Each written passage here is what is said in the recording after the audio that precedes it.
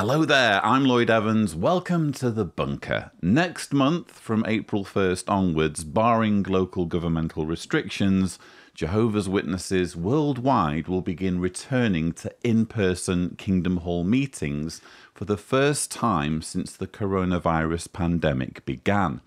It's difficult to overemphasize what a huge shake-up this will be to the weekly worship of the approximately 8.5 million Jehovah's Witnesses worldwide. When the pandemic began, Jehovah's Witnesses, very responsibly in my opinion, decided to take social distancing seriously and abandon their Kingdom Halls in favor of meetings via Zoom. But while this resulted in witnesses being more isolated from each other during worship, it also increased the control of elders over the rank and file.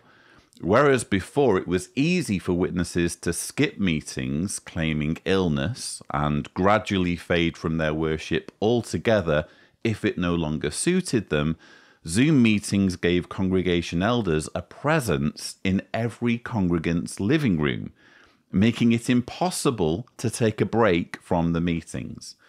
After all, what possible excuse can anyone give for not joining their local congregation via their laptop, tablet, or phone, no matter how ill they are? Now, in just a few days, Jehovah's Witnesses will be returning to the old school way of attending meetings when Kingdom Halls reopen.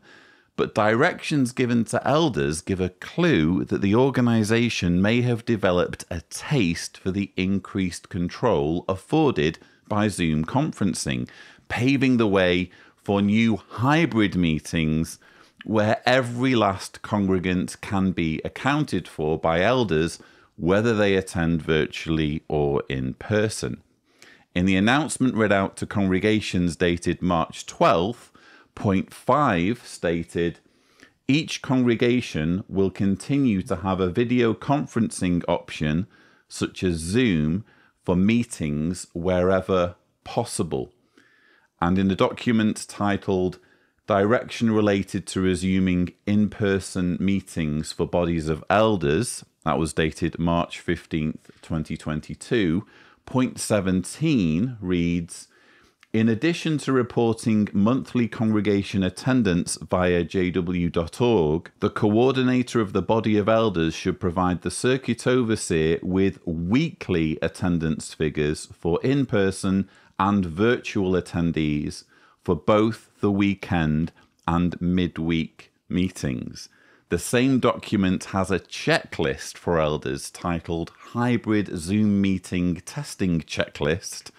So rather than things just going back to normal, what we now have is again a hybrid arrangement where the organisation can have the best of both worlds. They can have in-person worship gatherings back, which are an essential component for maintaining cohesion in any faith community, while at the same time keep the intensive control of being able to account for every last congregant when it comes to making sure they keep up with the regular flow of indoctrination. Now, much will depend on how strict or invasive the local body of elders are in chasing after absentees in any given congregation. It's conceivable to me that in some congregations, more lenient elders won't be hounding every publisher on their list to make sure they're either at the Kingdom Hall for the meeting or present over Zoom. But where there is potential for power to be abused and excessive control wielded, you can be sure some elders will relish their increased mandate to police the flock. Without question, the COVID-19 pandemic has changed the way Jehovah's Witnesses worship in a host of areas. And in the case of meetings, COVID has arguably been exploited as a means of increasing control over members and making sure every last one is accounted for. Now, so far there's no word on when other aspects of Jehovah's Witness worship will be returning, such as assemblies, conventions, and the preaching work. Almost certainly it's just a matter of time before all those things return in some form, as globally the world adjusts to the new normal of living with COVID. As soon as I know more, I will do my best to help spread the word on this channel. In the meantime, let's spare a thought for all those trapped within the Jehovah's Witness religion who are beginning to doubt their beliefs, but feel they have no choice but to sit through hours of hateful and misleading propaganda spewing from the Kingdom Hall platform, lest they are exposed as spiritually weak and shunned. If I'm describing you, you have my deepest sympathies. Please just try and hang in there and remember, you're not alone. Thousands of ex-witnesses have been through your experience, and many are going through it with you right now. As difficult as this situation is, there is light at the end of the tunnel.